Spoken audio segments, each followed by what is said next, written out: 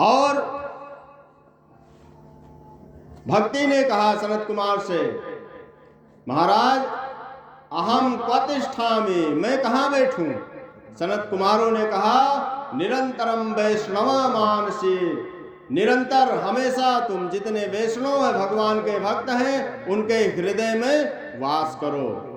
और तभी से भक्ति, ज्ञान, वैराग्य, भक्ति अपने दोनों पुत्रों के साथ में भक्त के हृदय में निवास करने लगी। और एक बात जान लीजिए, सकल भुवन मध्य निर्धनोपि नास्ति धन्यः, पूरे संसार में अगर वह व्यक्ति निर्धन दिखाई दे रहा है, गरीब दिखाई दे रहा है, लेकिन अगर उसके हृदय में निवसते हृदय तेषां श्री हरेर भक्तिरे कहा, अगर उसके हृदय में भक्ति है, ज्ञान वैराग्य है, तो वह निर्धन होने के बाद भी पूरे संसार में सबसे धनवान माना जाता है। सबसे बड़ा धन भगवान नाम का ही है। भगवान की भक्ति जिसके हृदय में है वो सबसे बड़ा धनवान है। और बहुत अधिक धन होने के बाद में भी अगर भक्ति हृदय में नहीं है तो वह दरिद्र माना जाता है। ऐसा मैं नहीं कह रहा हूं, भागवत जी में लिखा है, सकल भुवन मध्य निर्धनोपि नास्ति धन्यः, निवसते हृदय तेषां श्री हरेर भक्तिरे कहा, हरिरपि निज लोकम सर्वयाथो विहाय, प्रविशते हृदय तेषां भक्ति सूत्रोपनद्वय। जब हृदय में भक्ति का वास होता है तो भगवान का भी वास होता है। और जब भगवान का वास हृदय में होगा तो भगवान तो अखिल लोक ब्रह्मांडधीश्वर हैं। जब भगवान हृदय में वास करेंगे तो क्या उसके पास किसी चीज की कमी रह जाएगी? विचार कीजिए। आज हर व्यक्ति कुछ ना कुछ पाने के लिए परेशान है। हर व्यक्ति के हृदय में इच्छाएं बनी हैं। झोपड़ी में रहता था तो सोचा अब झोपड़ी ठीक नहीं लग रहा तो मकान होना चाहिए। क्यों भाई? कीड़ा होती है, कामना रूपी कांटा चुभ जाता है, व्यक्ति परेशान रहता है, सोचता है कि मैं तो बड़ा अच्छा से जीवन जी रहा हूं पर हमेशा परेशान रहता हूं, पता नहीं क्यों। परेशान होने का कारण वह व्यक्ति स्वयं है, क्योंकि उसकी कामनाएं अनंत हैं। छोटा सा बच्चा जब जन्म लेता है तो क्या उसके पास कोई कामना रहती है?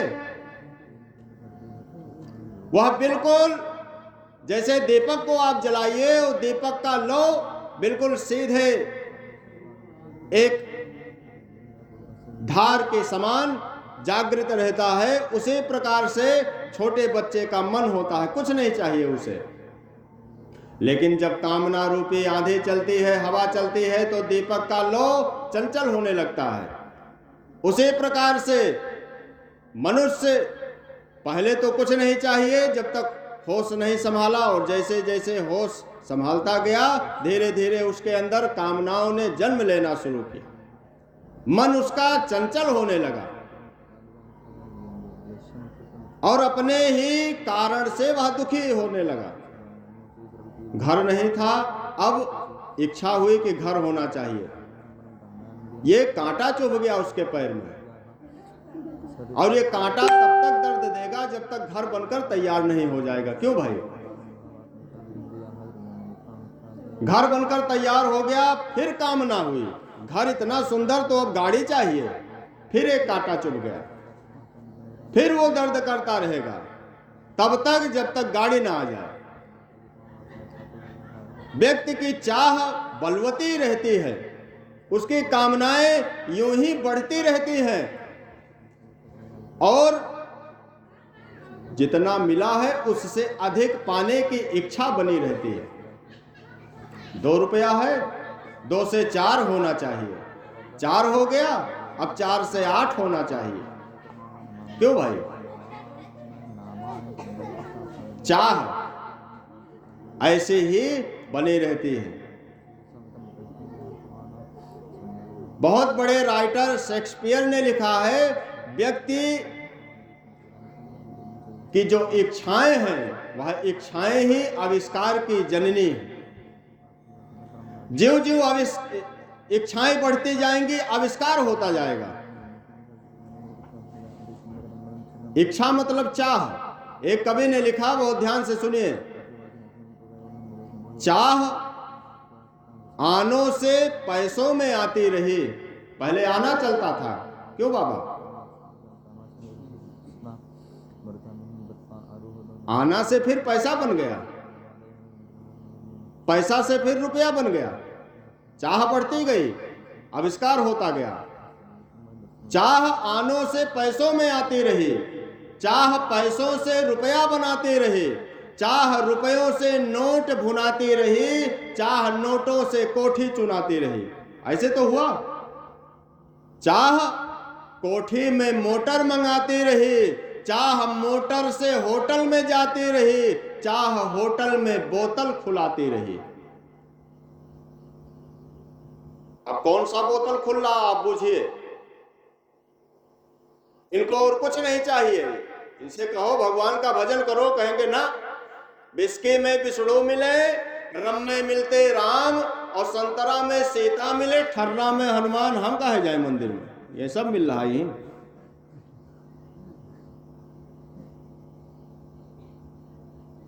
ठेला हो या जीप हो या हो मोटर कार, और ठर्रा पीकर छोड़ दो 80 के रफ्तार। ऐसे बहुत हैं। 80 के रफ्तार मजे में मौज कमाओ, और जो आगे आ जाए उसे तुम स्वर्ग पठाओ। जाओ बेटा। बोलिए भक्तवत्सल भगवान की। इच्छाएं, चाह आनों से पैसों में आती रही, चाह पैसों से रुपया बनाती रही, चाह रुपयों से नोट भुनाती रही, चाह नोटों से कोठी चुनाती रही, चाह कोठी में मोटर मंगाती रही, चाह मोटर से होटल में जाती रही, चाह होटल में बोतल खुलाती रही, चाह क्या क्या न करती कराती रही। इसी चाह के चक्कर में चौराहे पर जूते से मारे जाते हैं लोग, कि नहीं मारे जाते हैं? चाह क्या क्या न करती कराती रही। चाह जर से लगा जी जरा हो गया, चाह हरि से लगा जी हरा हो गया। चाह हमको उनकी हर समय चाहिए, और वो चाह ले तो फिर क्या चाहिए। चाह अगर हो तो ईश्वर की चाह हो, भगवान को पाने की चाह हो। बात समझ में आ रही है? ऐसी चाह मीरा को देखिए। भगवान को पाने के लिए इतनी मस्त मीरा, महारानी, और महारानी होने के बावजूद भी मंदिर में जाकर भजन करती है, नाचती है भक्तों के सामने। और उसका जो देवर है राणा सांगा समझता है कि ये मेरे कुल में तो दाग लगाने के लिए आ गई है मीरा, इसको खत्म कर दो। तो राणा ने विष दिया, जहर दिया मीरा को पीने के लिए। राणा ने विष दिया, मानो अमृत पिया। मीराबाई ने विष को लेकर कहा, तुम्हें निवेदित भोजन करही, भगवान को समर्पित करके भोग लगाई और उस जहर को पी गई। वह विष जो मारने का काम करता है, भगवान का स्मरण करने के कारण वह विष आज मीरा को पूरे विश्व के लोग जानते हैं कि नहीं जानते हैं? बोलिए भक्तवत्सल भगवान की। तो भगवान का नाम, हलाहल विष जब समुद्र मंथन से निकला, देवता परेशान हुए, क्या किया जाए, किसके पास जाएं? कि भोलेनाथ के पास पहुंचो, यही उपाय लगाएंगे। भोलेनाथ के पास जहर लेकर पहुंचे सभी देवता, विष कहने लगे सरकार रक्षा करो। भोलेनाथ अंजलि ऐसे बनाए, वो कहे डाल दो सब। विष को डाला गया। भोलेनाथ ने भगवान के नाम का संपुट लगाया, रा कहकर अपने मुंह को खोले, पूरा विष मुंह में, और मां कहकर मुंह को बंद। उस विष को ना नीचे लेकर गए हृदय में, और ना बाहर उगले, अपने कंठ में ही